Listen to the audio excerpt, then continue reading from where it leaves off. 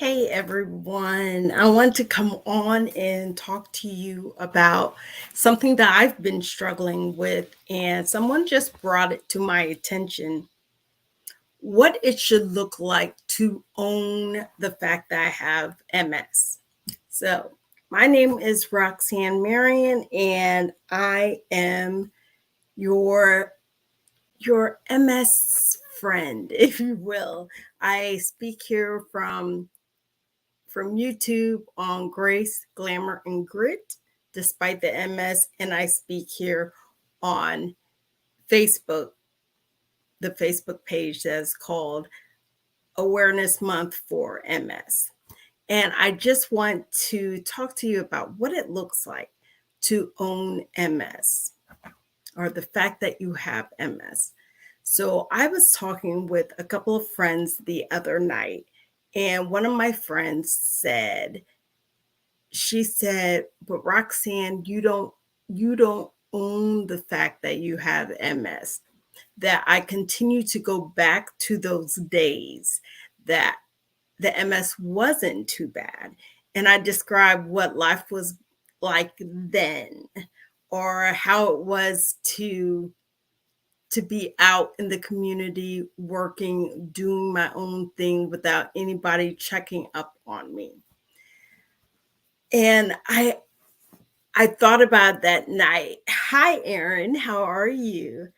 I thought about it that night, and I thought to myself, I don't know how do you expect me to own the fact that I have MS? And I asked her, and she gave me a great metaphor. She said, like home ownership. When you have home ownership, or when you own a home, you do everything you can to make that home look pretty. You talk to other friends who own homes, you take care of the property, you do certain things like you get things worked on in the house. You might make sure that you redo the kitchen, that you build up the price of the house. And she explained more, but that metaphor made me understand more. Hey guys, hi Brandon. Brandon and Aaron, I'm doing well. I'm doing very well. And this helped me a lot. The whole owning of things. Um I just thought to myself, I mean, I know I have MS. I mean, that's not taken away from me. You can't tell me that I don't. Hi Andy. But she said it was more than that. Because I continue to go back through in my head what it was like to be without MS. What am I doing to prepare myself or to give myself a chance or a good fight with the MS? Home ownership, they build up their houses, they buy things for their houses, they make things look pretty, they do things to secure the future of that house. They're not going to do anything to shake it off of this foundation, if you will. What am I doing to make sure that the MS is taken care of, that I am well, and that I know everything there is to know about the MS? When people own a house, they figure out everything there is to know about a house. And no matter whether or not it starts to be more than they expected it to be. I have a sister, she said, everybody talks about home ownership, but they never talk about the prices of fixing stuff. And I thought to myself, after talking to my friend about owning the MS, what can I do to own the MS? So I want to talk to you about three things I went through to own the fact that I have MS. And I'm hoping that I see all of you here, but something is actually blocking me from seeing all of you. And I feel like if I hit that and get it off, it will close out me talking to you all. But one of the things that I'm that I recognize I need to do to own the MS is go and be prepared with the things that would help me with my disability. And it's called an ability conference. I actually posted it here on the Awareness Month for MS page in Facebook. There is an expo where they will tell you about the different technologies and the different things they've come up with to help people who have disabilities. And whether that is me needing a wheelchair right now, I was like, I don't need a wheelchair right now. I get around with my cane just fine, or a walker just fine. And I'm going to try a brace. But then I figured out, why am I waiting till the moment I might need a wheelchair? If I wait till that time, isn't it too late? I mean, if you see a drip somewhere in this house when the faucet is dripping, my dad doesn't wait until it's gushing out water. He fixes it so it doesn't get worse. And they have this wheelchair called a tilt, where they actually customize the wheelchair to you, what you want your independence to look like, where you go throughout the day, what you expect yourself to be able to do, not to even mention your size. So you're moving around freely. And so no one has to push you. And I thought to myself, that's kind of cool. I've actually seen that wheelchair on NCIS. McGee's wife wears it. I believe her name is Delilah. I love TV, so I know this stuff. But I told myself I need to go to an expo like that so I know what is available. So I know what's available to me and for me, and to help me get that independence that I want. Something else that I do that makes it obvious that I don't own the fact that I have multiple sclerosis. I depend on everyone else to take me somewhere. I will wait on my mother. I will wait on a cousin. I will wait on a friend to drive me everywhere because I don't have a car. So the next thing I was doing was, hey, how about I just get a car? I can drive. People with multiple sclerosis, they can drive. And some have used the very technology that I'm talking about, the Ability Expo. They have used things to be able to drive. I have not even looked at anything that would help me drive, and when I'm driving, to help me be on top of my driving, to be good at it. But even more so than that, there's Uber and there's Lyft. Why am I waiting around to see if someone can take me somewhere? Why am I waiting around to see what it is I need to do to make sure someone else has the time to do something for me? This is my time. And this is what I want to do at this moment. And although I don't have a car, there have been plenty of new things that people have come up with to get people around. There are buses. If you have a bus system in your town, there are usually buses that will are vans that will take you to doctor's appointments. Who knew? You just have to sign up for it and let them know when you need to get to a doctor's appointment. I watched church online. My friend asked me the other day, she said, so is your church a big church or a small church? And I said, it's a big church. And she said, so they don't have vans that come out and pick you guys up? And I was like, I didn't even think about that. I didn't think about it because I wasn't owning the fact that I have MS And I just have to work around the fact that I have it. And to work around it is to figure out what I need to do to live the life I want to live. So you have bus systems in towns that will go ahead and take you to whatever doctor's appointments. You have vans at certain places that will get you around the places. And you also have Uber and Lyft. And we know that those are in most towns. Um, so you have to kind of think outside the box. I would love a car right now. But if I get a car right now, do we know what the interest rates are? I looked and it was like 12.4% for a car. Ain't nobody doing that. That was ridiculous. So I had to think outside the box, but I wasn't able to do that until I owned it.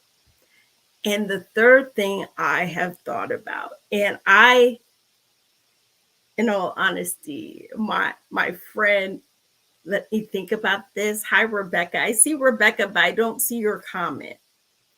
So I do apologize for that. I can't see your comment. And it's kind of going to make me try to get out, click off. But stick with us. I should be able to see if somebody else puts another comment down there.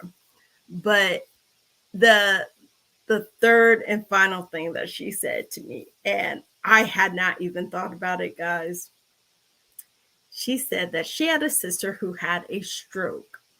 And when her sister had a stroke, she already owned her house, her kids were grown, and she wanted to get to the stage that she could live alone because hey, that's what we want to do. We want to have independence and autonomy, right? So she had moved into assisted living. I'm going to be honest, I didn't even think about that. I really, truly did not think about that because I'm thinking of assisted living being for older and elderly people, right? She said her sister lived in a neighborhood where it was assisted living and people would come to her house to make sure that she was taking her medicine, that there wasn't anything that she needed. Did she need to go somewhere? Was there something specific that she needed? And just to check on her every once in a while. Because with a stroke, it kind of messed up her memory. And we know that people with MS have memory problems. And one time she had left a pot on the stove and everything boiled out of it, and she had completely forgotten about the pot. I have done that. I've completely forgotten about the pot, and I've turned on the water in the sink in an apartment and completely forgot that I turned on that water. I went somewhere else in the apartment and it was crazy because the maintenance guy came knocking on my door and he said, "You have water on. Is your tub overflowing?"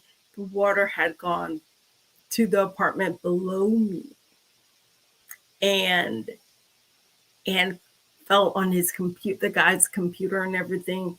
Luckily, he didn't hold that against me.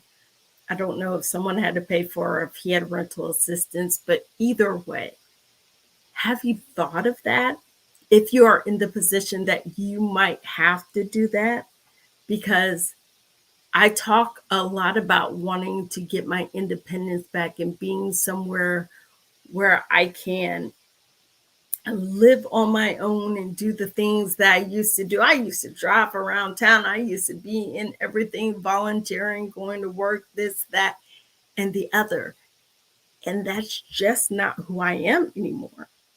And I look for that person every once in a while. I kind of want to recreate that person, but to be the person I want to be, I have to own exactly what's going on right now with me. I can't go back to 2006 and say, I can live in my own apartment. I could drive my little sports car that I don't have anymore, and that I can volunteer and be all these places and go to work. I'm not the same person. My cognitive is completely different. I have dropped foot and I don't drive, but I would if I had a car. Either way, guys. So, my question to you is, do you own the fact that you have MS? Or are we still going through that stage of grief where we're in denial? Because you have denial and you have anger and you have acceptance. And I think the idea of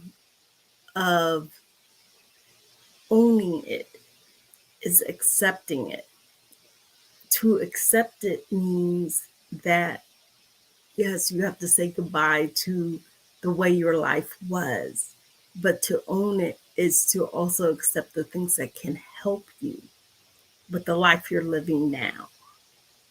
So, although I love to be like, MS be damned, I'm going to do what I want to do when I want to do it, to own it, I might still have that same personality, but I have to do it the right way. And I have to use those tools out there that can help me live the way I want to live and do the things I want to do. If one morning I do wake up, and we all know that MS shows up a different way every single day. What if I do wake up one day and I need a wheelchair? What am I waiting on to have one now? I mean, I think I have a wheelchair, but yeah, I had a wheelchair a while ago, 2000. I think I got it in 2007, and I have a walker. But how have they changed these things and updated these things? And have I been staying on top of that? I can answer you, I have not, because I always want to say, I'm okay. I can do what everybody else can do. I don't have any limitations. It's okay to have limitations as long as you're doing what you need to do for those limitations not to rule you. I have MS. MS doesn't have me. You have MS. MS does not run you. And the way that we can run it better is to go ahead and take advantage of those opportunities that are out there for us. And some people call it a disability. This expo is called an abilities expo. Who cares what it is as long as we get what we need? So I just want to jump on and say that to you all. I'm a little mad at the my computer right now because it won't put down those windows. So it won't let me see everything that everybody has said. But Brandon, Andy, Aaron, Rebecca, and I believe I saw someone else on here. Let's see if it lets me do that. It is letting me do that.